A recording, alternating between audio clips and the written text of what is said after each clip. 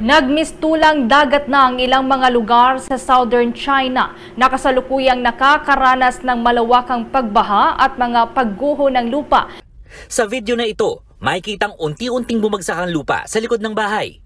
Nabagsakan ng lupa ang bahay hanggang sa tuluyan itong gumuho. Kabilang ang bahay na yan sa higit 50 na pinsala ng landslide. Southern China nilulubog ng maladilubyong baha. Ilang daang tao na ang nasawi. Libu-libong pamilya na ang naapektuhan at milyong-milyong ari-arian na ang nasira.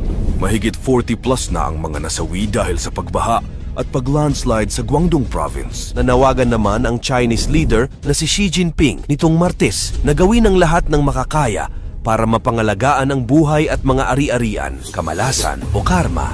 Bakit ito nangyayari ngayon sa China? Ilang buwan nang nilulubog ng matinding ulan at pagbaha ang China. Pagpatak lamang ng taong ito, sunod-sunod na ang ulan at delubyo na lumulunod sa China.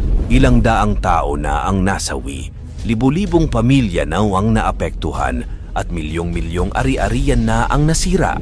Mahigit 40 plus na ang mga nasawi dahil sa pagbaha at paglandslide sa Guangdong Province. Ang pangyayaring ito ay tinaguriang once-in-a-century flood sa lugar, partikular na sa Meizhou City. Ang syudad na ito ay tahanan ng mahigit 3.8 million katao. Nagsimula ang once-in-a-century na pagulan noon lamang 1 linggo at mula noon, hindi na tumigil pa at lumalala lamang ang sitwasyon. Patuloy na inaayos ang mga apektadong lugar. Ngayon, nasa 9,000 na mga kabahayan pa ang wala pa ring kuryente dahil sa insidente.